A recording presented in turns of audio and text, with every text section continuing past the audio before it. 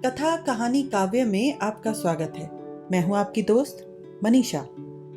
आइए सुनते हैं रविंद्रनाथ ठाकुर की रचना आंख की किरकिरी।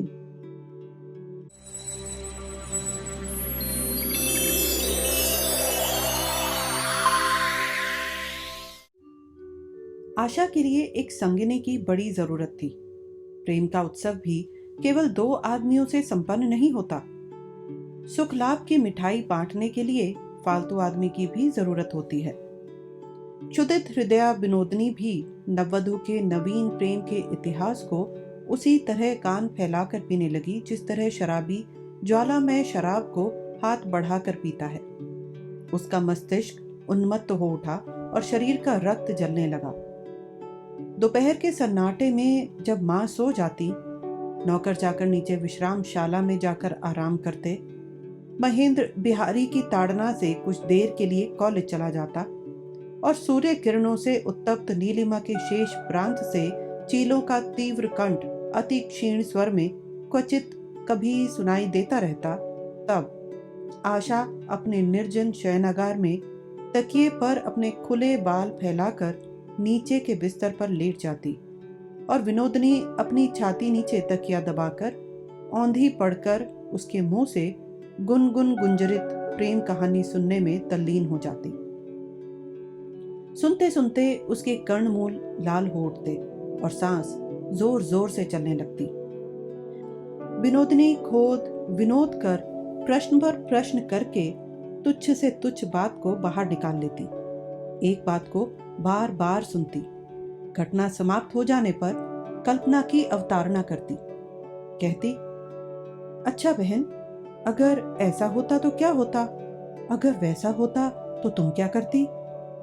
इन सब असंभावित कल्पनाओं के रास्ते आनंद की बातों को बढ़ाते चले जाने में आशा को भी एक तरह का विचित्र आनंद मिलता। विनोदनी कहती, अच्छा एक बात तो बता आंख की किरकिरी, तेरा अगर बिहारी बाबू से ब्याह होता तो। नहीं बहन, ऐसी बात तुम ना कहा करो। छी छी, मुझे बड़ी शर्म मालूम होती है। हाँ, तुमसे अगर होता तो बड़ा अच्छा होता। तुम्हारे साथ भी तो ब्याह की बात चली थी। मेरे साथ तो बहुतों की बात चली थी। नहीं हुआ सो अच्छा ही हुआ। मैं जैसी हूं वैसी ही अच्छी हूं। आशा उसकी बात का प्रतिवाद करती। विनोदनी की अवस्था उससे अच्छी है, इस बात को वह कैसे मान ले। कहती, एक बार तुम सोच तो देखो बहन किरकिरी, अगर मेरे पति से तुम्हारा ब्याह हो जाता तो कैसा होता। कसर तो जरा सी रह गई थी, नहीं तो हो ही जाता। सो तो होता ही, नहीं हुआ तो क्यों। आशा का यह कमरा, यह पलंग, सब कुछ तो एक दिन उसी की प्रतीक्षा कर रहा था। विनोदनी आशा के इस सुसज्जित शयनागार की तरफ देखती है तो उससे यह बात भूलते नहीं बनती। इस घर में आज वह एक अतिथि मात्र है। आज उसे जगह मिल गई तो रह रही है, कल नहीं मिली तो चली जाएगी। तीसरे पहर विनोदिनी अपनी तरफ से चलाकर अपूर्व निपुणता के साथ आशा का जूड़ा बांध देती और संध्या होते ही उसे खूब सजाकर पति मिलन के लिए भेज देती। विनोदिनी की कल्पना मानो अवगुंठिता होकर इस सुसज्जित वधु के पीछे पीछे मुग्ध युवक के अभिसार में निर्जन शयनागार में प्रवेश करती और किसी किसी दिन तो आशा को वह जाने ही नहीं देती। कहती, उफ, जरा बैठो भी तो, तुम्हारे प्रियतम कहीं भागे थोड़ी जाते हैं। वे तो जंगल के हरिण नहीं हैं, आंचल के पालतू हरिण हैं।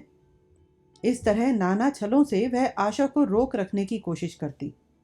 महेंद्र आशा से बहुत नाराज होकर कहता, तुम्हारी सहेली तो जाने का नाम ही नहीं लेती, बात क्या है, वे देश कब जाएंगी। आशा व्यग्र होकर कहती, तुम मेरी किरकिरी पर नाराज ना हुआ करो। तुम नहीं जानते तुम्हारी बातें सुनने का उसे कितना चाव है। वह कितने जतन से मुझे सजा कर तुम्हारे पास भेजती है। राजलक्ष्मी आशा को काम नहीं करने देती थी। विनोदनी ने बहू का पक्ष लेकर उसे काम में लगाना शुरू कर दिया। विनोदनी को जरा भी आलस नहीं। वह दिन भर कुछ न कुछ करती ही रहती और आशा को भी छुट्टी नहीं देना चाहती। विनोदिनी एक के बाद एक काम का ऐसा सिलसिला लगाए रखती कि उसमें से आशा का निकल भागना मुश्किल हो जाता। और फिर इस बात की कल्पना करके कि आशा के पीतम छत के कोने वाले सूने कमरे में अकेले बैठे मारे गुस्से के फड़फड़ा रहे होंगे, विनोदिनी मन ही मन तीव्र कठोर हंसी हंसती रहती। आशा उद्विग्न होकर कहती, अब मैं जाऊं बहन किरकिरी, वे गुस्सा हो रहे होंगे। विनोदिनी चट से कहती, जरा ठहरो, इसे खत्म कर जाओ, अब ज्यादा देर नहीं लगेगी। थोड़ी देर बाद आशा फिर फड़फड़ाने लगती, कहती, नहीं बहन, अब वे सचमुच ही गुस्सा हो जाएंगे, मुझे छोड़ दो, मैं जाऊं। होने दो गुस्सा, जरा नाराज हो जाएंगे तो क्या है, प्यार के साथ नाराजगी बिना मिले तो प्यार का जायका नहीं मिलता। साग तरकारी में नमक मिर्च के बिना क्या मजा है, प्यार में भी चटपटे मसाले की जरूरत पड़ती है, समझी कुछ। किंतु नमक मिर्च का जायका क्या है सो तो विनोदिनी समझ ही रही थी, सिर्फ साथ में उसके तरकारी नहीं थी। उसकी नसों में मानो आग सी जल उठी, वह जिधर भी देखती है उसकी आंखों से मानो चिंगारियां सी बरसने लगती हैं। विनोदिनी गहरी सांस ले लेकर सोचा करती, ऐसी सुख की घर गृहस्थी, ऐसे प्यार के पति, इस घर को तो मैं राजा का राज्य बना देती, ऐसे पति को तो मैं चरणों का दास बना रखती। मेरे रहते क्या इस घर की यह दशा होती, ऐसे आदमी का ऐसा हाल होने देती। मेरी जगह कहां तो एक दुधमुही बच्ची को खेल की गुड़िया को मिली है। और इस भावावेग में सहसा वह आशा के गले से लगकर कहने लगती, बहन किरकिरी, बताओ ना, कल तुमसे उनकी क्या क्या बातें हुई, मैंने जो तुम्हें सिखाया था वैसा किया था। सच कहती हूँ किरकिरी, तुम दोनों के प्यार की बातें सुनती हूँ तो मेरी भूख प्यास सब जाती रहती है। महेंद्र एक दिन नाराज होकर अपनी माँ से बोला, यह क्या अच्छी बात है माँ, पराए घर की किसी युवती विधवा को अपने घर लाकर रखने की क्या जरूरत, मेरी तो इसमें कतई राय नहीं, कौन जाने कब कौन सा संकट आ खड़ा हो। है तो वो अपने विपिन की ही बहू, कोई गैर थोड़ी ही है, मेरे पास रहती है तो क्या हो गया। नहीं माँ, अच्छा नहीं हो रहा, मेरी राय से उसे यहां रखना उचित नहीं। राजलक्ष्मी खूब अच्छी तरह जानती है कि महेंद्र की राय की उपेक्षा करना आसान नहीं। उन्होंने बिहारी को बुलाकर कहा, बिहारी, तू एक बार महेंद्र को समझाकर कहे तो सही कि विपिन की बहू के रहने से मुझे कितना आराम है, आखिर बुढ़ापे में मैं अकेली कितना करूंगी। तू तो जानता है बेटा, वो गैर हो चाहे जो हो, अपनों से तो आज तक मुझे ऐसी सेवा कभी नहीं मिली। बिहारी राजलक्ष्मी की बात का कुछ जवाब न देकर सीधा महेंद्र के पास पहुंचा। बोला, महेंद्र भैया, विनोदिनी के विषय में कुछ सोच रहे हो क्या? क्यों, सोचते सोचते तो मुझे रात भर नींद नहीं आती, अपनी भाभी से पूछ लो। आजकल विनोदिनी के ध्यान में तो मेरे और सब ध्यान भंग हो रहे हैं। आशा मुंह से तो कुछ न बोल सकी, सिर्फ घूंघट के भीतर से मौन तर्जन करके रह गई। बिहारी ने फिर कहा, कहते क्या हो, दूसरे विश्व वृक्ष की तैयारी तो नहीं? बात तो कुछ ऐसी ही है, अब उसे विदा करने के लिए चुन्नी के प्राण फड़फड़ा रहे हैं। घूंघट के भीतर से फिर आशा की आंखों ने कुटिल कटाक्ष से महेंद्र को डांट दिया। बिहारी ने कहा, विदा कर दो तो फिर पुनरागमन में क्या देर लगती है, विधवा का ब्याह कर दो, जहर के दांत बिल्कुल ही उखड़ जाएंगे। विश्व वृक्ष की कुंद का भी तो ब्याह करा दिया गया था।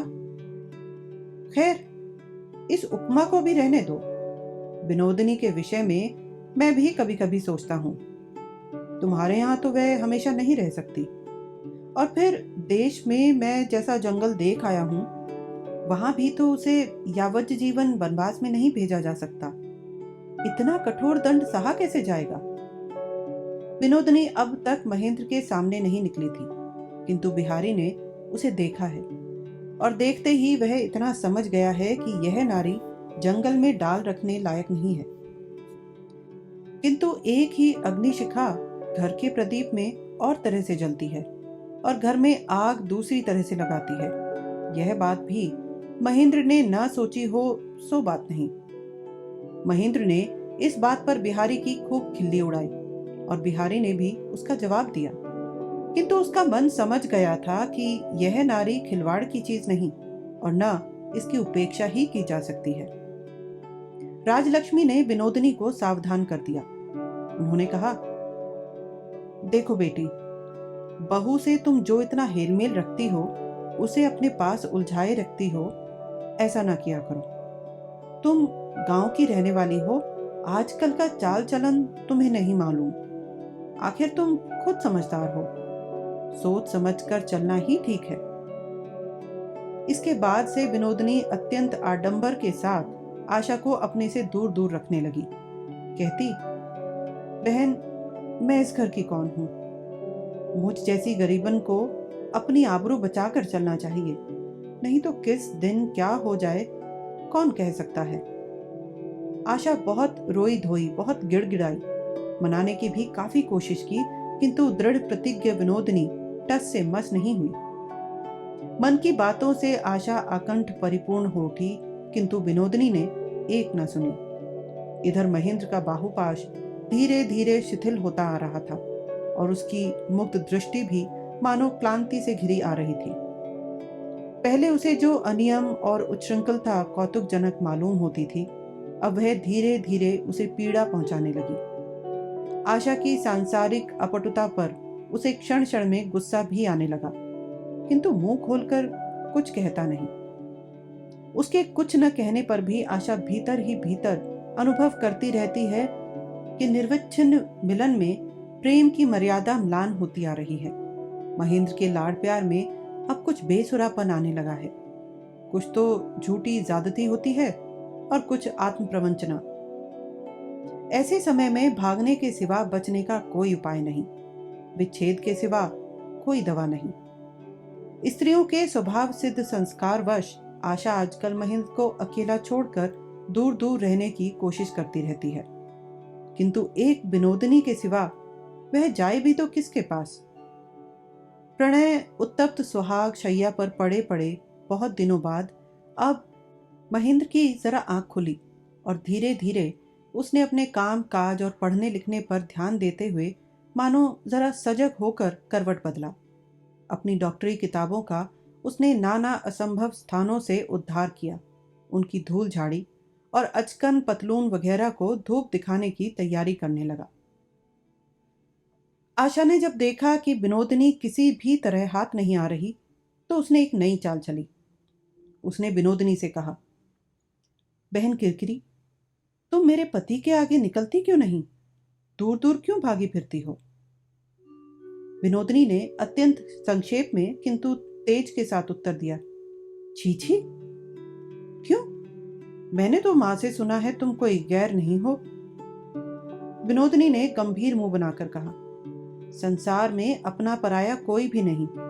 जो अपना समझता है वही अपना है, और जो गैर समझता है वह अपना होने पर भी गैर है। आशा ने अपने मन में समझा कि इस बात का तो कोई जवाब नहीं।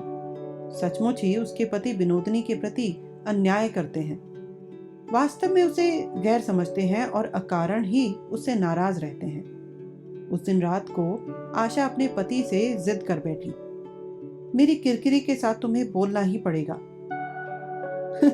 तुम्हारा साहस तो कम नहीं मालूम होता। क्यों? इसमें डर की क्या बात है? तुम अपनी सखी के रूप का जैसा वर्णन किया करती हो, उससे तो वह खतरे से खाली नहीं मालूम होती। अच्छा, मैं सब संभाल दूंगी, तुम अपना मजाक रहने दो। उससे बोलोगे या नहीं सो बताओ। महेंद्र ने विनोदिनी को देखने का कोई कुतूहल ही ना हो सो बात नहीं, यहाँ तक कि आजकल तो उसे देखने के लिए कभी कभी उसके आग्रह भी होने लगता है, किंतु इस तरह का अनावश्यक आग्रह उसे स्वयं उचित नहीं जचता। हार्दिक संबंध के विषय में महेंद्र का उचित अनुचित का आदर्श साधारण लोगों की अपेक्षा कुछ कड़ा था। पहले तो वह केवल इस डर से कि कहीं माँ के अधिकार में कोई खामी ना आ जाए, अपने विवाह का प्रसंग तक सुनने से घबराता था। और आजकल आशा के साथ अपने संबंध की वह यहाँ तक रक्षा करना चाहता है कि अन्य स्त्री के प्रति सामान्य कौतूहल भी मन में स्थान देना अन्याय समझता है। और इस बात का उसके हृदय में बड़ा गर्व है कि अपने प्रेम के संबंध में वह अत्यंत संदिग्ध, शोधक और बहुत ही सच्चा खरा है। यहाँ तक कि बिहारी को वह अपना मित्र कहता है, इसलिए और किसी को मित्र ही नहीं मानना चाहता। और कोई अगर उससे आकृष्ट होकर घनिष्ठता करने आता है तो उसके प्रति मानो वह जबरदस्ती उपेक्षा भाव दिखाता और बिहारी के आगे उस अभागे के विषय में उपहास, तीव्र अवज्ञा प्रकट करके अन्य साधारण के प्रति अपनी अत्यंत उदासीनता घोषित करने लगता। बिहारी इस पर आपत्ति करता तो महेंद्र कहने लगता, तुम कर सकते हो बिहारी, जहां भी जाओ तुम्हारे मित्रों की कमी नहीं रहती, किंतु मैं चाहे जिसे मित्र समझकर घनिष्ठता नहीं कर सकता। उसी महेंद्र का मन आजकल बीच बीच में जब अनिवार्य व्यग्रता और कुतूहल साथ इस अपरिचिता के पीछे अपने आप दौड़ने लगता है, तो वह स्वयं अपने दर्श के सामने मानो संकोच और लज्जा के छोटा हो जाता है। अंत में नतीजा हुआ कि उसमें एक तरह की झुंझलाहट पैदा हो गई और उसकी ताड़ना से विनोदनी को वह घर से विदा कर देने के लिए मां के पीछे पड़ गया। महेंद्र ने आशा की बात का जवाब देते हुए कहा, रहने दो चुन्नी, तुम्हारी आंख की किरकिरी से बात करने की मुझे ना तो फुर्सत है ना इच्छा है। पढ़ने के समय मैं डॉक्टरी किताबें पढ़ता हूँ और फुर्सत के वक्त तुम हो। इसमें अब तुम्हारी सखी के लिए गुंजाइश ही कहाँ है जो तुम उसे लाना चाहती हो। अच्छा, मैं तुम्हारी पढ़ाई के समय पर जरा भी दखल न जमाऊंगी। मैं अपने ही समय में से थोड़ा सा किरकिरी को दे दूंगी। तुम तो दे दोगी, पर मैं जो नहीं देना चाहता। आशा जो विनोदनी को प्यार करती है, महेंद्र का कहना है, इससे उसके प्रेम में त्रुटि का ही प्रमाण मिलता है। महेंद्र अपने दाम्पत्य राज्य में विनोदनी के लिए सूच्याग्र स्थान भी नहीं चाहता और यह उसके लिए गर्व का विषय हो उठा। किंतु महेंद्र का गर्व आशा से सहा नहीं जाता। फिर भी आज उसने पराजय स्वीकार करते कहा, अच्छा तो ठीक है, मेरी ही खातिर तुम मेरी किरकिरी से बोलो। आशा के प्रति अपनी प्रेम की दृढ़ता और श्रेष्ठता प्रमाणित करने के बाद महेंद्र ने अनुग्रह पूर्वक विनोदनी से बोलना स्वीकार कर लिया, किंतु इतना पहले से रखा। इसका मतलब यह नहीं कि तुम जब है तब मुझे परेशान करती रहो। दूसरे दिन तड़के ही उठकर आशा दौड़ी दौड़ी विनोदनी के कमरे में पहुंची और सोती हुई विनोदनी से लिपट गई। विनोदनी ने चौंक कर कहा, यह क्या, आज यह क्या गजब हुआ जो चकोरी चांद को छोड़कर मेघ के दरबार में। आशा ने कहा, तुम्हारी यह सब काव्य कविता की बातें मुझे नहीं आती बहन। क्यों फजूल घूरे में मोती बखेर रही हो। जो तुम्हारी बात का जवाब दे सकता है उसे जाकर सुनाओ ना, देखूं। आखिर वो रस का रसिक है कौन? तुम्हारे देवर जी? नहीं, मजाक नहीं, वे तुमसे बोलने के लिए फड़फड़ा रहे हैं। विनोदनी मन ही मन बोली, स्त्री के हुक्म से मेरी पुकार हुई है और मुझे ऐसा समझ लिया है कि मैं सुनते ही दौड़ी जाऊंगी। विनोदनी किसी भी तरह राजी नहीं हुई और आशा को इससे पति के आगे नीचा देखना पड़ा। महेंद्र भीतर ही भीतर क्रुद्ध हो उठा। उसके आगे आने में दूसरी तरफ से आपत्ति। उसे औरों की तरह साधारण आदमी समझ लिया। उसकी जगह और कोई होता तो अब तक खुद आगे बढ़कर नाना कौशल से विनोदनी से बोलचाल और मेलजोल कर लेता। महेंद्र ने इसकी कभी कोशिश तक नहीं की। इतने ही से क्या विनोदनी को उसका परिचय नहीं मिल गया? विनोदनी यदि एक बार उसे अच्छी तरह जान जाए तो अन्य पुरुषों में और महेंद्र में कितना अंतर है सो अच्छी तरह समझ जाए। विनोदनी ने भी 2 दिन पहले क्रोध के साथ मन ही मन में कहा था, इतने दिनों से मैं इस घर में हूं, महेंद्र कभी मुझे देखने तक की कोशिश नहीं करता। जब मैं बुआ जी के कमरे में रहती हूं तब किसी बहाने से वह माँ के पास भी नहीं आता। आखिर इतनी उपेक्षा, इतनी उदासीनता क्यों? मैं क्या आदमी नहीं? मैं क्या स्त्री नहीं? अगर एक बार भी मेरा परिचय मिल जाता तो समझ जाता कि उसके लाड प्यार की चुन्नी में और विनोदनी में क्या अंतर है। आशा ने पति के आगे प्रस्ताव रखा। आंख की किरकिरी को मैं यह कहकर अपने कमरे में ले आऊंगी कि तुम कॉलेज चले गए हो और इस बीच में तुम बाहर से अचानक आ जाना, बस फिर वह अपने आप काबू हो जाएगी। आखिर किस कसूर पर बेचारी को ऐसी कड़ी सजा देना चाहती हो? नहीं, सचमुच ही मुझे उस पर बड़ा गुस्सा आ रहा है। तुमसे मिलने में भी उसे आपत्ति। उसकी प्रतिज्ञा मैं तोड़ूंगी, तब छोड़ूंगी। तुम्हारी प्रिय सखी को देखे बिना मैं मरा थोड़े ही जाता हूं। मैं इस तरह चोरी चोरी नहीं देखना चाहता। आशा अनुनय के साथ महेंद्र का हाथ पकड़कर बोली, तुम्हें मेरे कंठ की सौगंध, एक दफे तुम्हें मेरी बात माननी ही पड़ेगी। जैसे भी हो, एक बार उसका घमंड चूर करना ही है, फिर तुम्हारी तबीयत आए सो करना। महेंद्र ने कुछ जवाब नहीं दिया। उसे चुप देखकर आशा ने कहा, तुम्हें मेरे प्यार की कसम, मेरे प्यारे हो ना, मेरी बात नहीं रखोगे?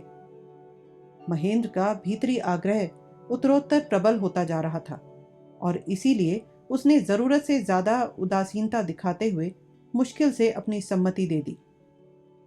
शरद ऋतु के स्वच्छ निस्तब्ध मध्याह्न में विनोदिनी महेंद्र के निर्जन कमरे में बैठी आशा को कारपेट पर कढ़ाई का काम सिखा रही थी और आशा अन्यमनस्क होकर बार बार दरवाजे की तरफ देखती हुई बुनाई में गलती करके विनोदिनी के आगे अपना असाध्य अपटुत्व प्रकट कर रही थी। अंत में विनोदिनी ने झुंझलाकर आशा के हाथ से कारपेट छीनकर अलग फेंक दिया और कहा, बस रहने दो, तुमसे न होगा, मुझे काम है, मैं जाती हूं। जरा और बैठो, अब की देख लो, मैं गलती नहीं करूंगी। इतना कहकर उसने कारपेट उठा लिया और कढ़ाई शुरू कर दी। इतने में चुपके से दबे पांव विनोदिनी के पीछे दरवाजे के पास महेंद्र आकर खड़ा हो गया और आशा कारपेट से निगाह न हटाकर धीरे धीरे हंसने लगी। विनोदिनी ने कहा, अचानक हंसी की कौन सी बात याद आ गई? आशा से रहा नहीं गया। वह खिलखिलाकर हंस पड़ी और कारपेट विनोदिनी के ऊपर फेंक कर बोली, नहीं बहना, तुमने ठीक ही कहा था, मुझसे ये नहीं होने का। और फिर विनोदिनी के गले से लिपटकर पहले से दूने जोर से हंसने लगी। विनोदिनी पहले से ही सब समझ रही थी। आशा के चांचल्य और हाव भाव ही से उसने ताड़ लिया था कि कौन पीछे आकर चुपचाप खड़ा हुआ है। उससे कोई बात छिपी नहीं थी। फिर भी निहायत सरल और निरीह बनकर उसने जानबूझकर आशा के इस अत्यंत क्षीण जाल में अपने को फंसा दिया। महेंद्र ने भीतर घुसकर कहा, हंसी का कारण जानने से मैं ही अभागा क्यों वंचित रह जाऊं?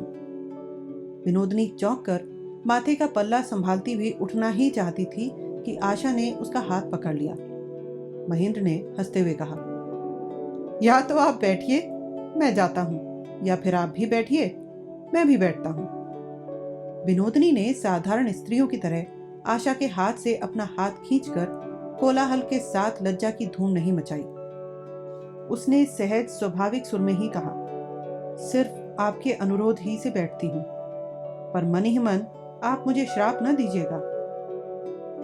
पर ऐसा श्राप तो मैं जरूर दूंगा कि आप में बहुत देर तक चलने की शक्ति न रहे। उस श्राप से मैं नहीं डरती, कारण आपकी बहुत ज्यादा देर नहीं होगी, और अब तक तो शायद उतनी देर हो भी चुकी हो। इतना कहकर उसने फिर उठने की कोशिश की, किंतु आशा ने उसका हाथ फिर पकड़कर बैठा लिया। बोली, तुम्हें मेरी सौगंध है किरकिरी, बैठो जरा। आशा महेंद्र से पूछने लगी, सच सच बताना, मेरी आंख की किरकिरी तुम्हें कैसी लगी?